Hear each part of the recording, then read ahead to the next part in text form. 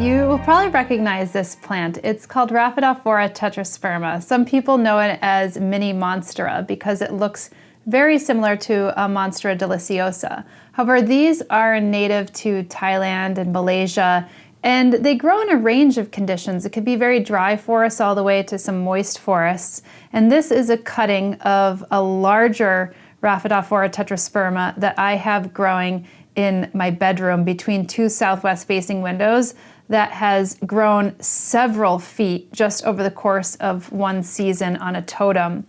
And it's actually reaching my ceiling now. And this one you could see is also pretty ample in size. I took this as a small cutting, but now it's a little bit more like a vine.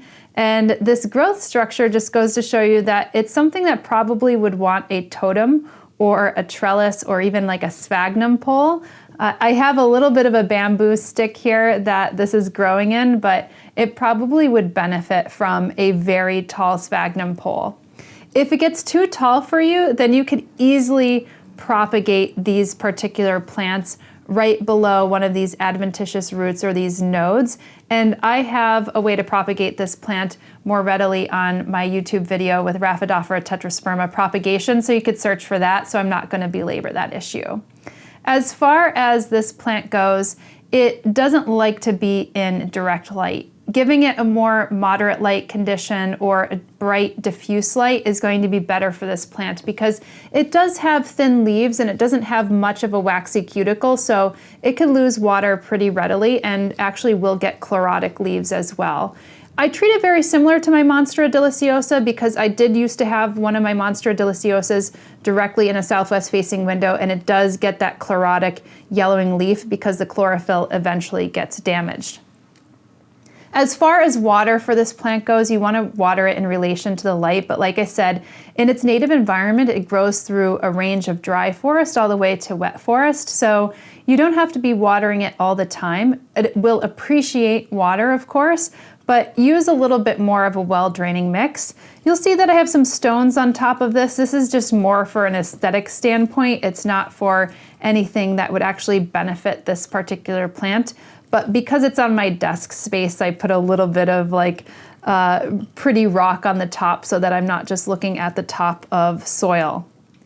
Because it's a pretty intense grower during the growing season, that's spring, summer, and fall, then I would actually up the fertilizer. So on a bi-weekly basis, maybe 20, 20, 20. You could get away with a monthly basis as well.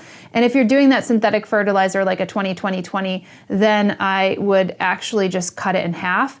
If you want, you could even go a little bit higher on the nitrogen, so like a 20, 10, 10, and that way it's going to have healthy leaves. But again, remember, if you're going synthetic, always cut it in half. It's such a good form, and so it's like if it's a half a teaspoon of fertilizer to a gallon of water, then do a quarter of a teaspoon per gallon of the water.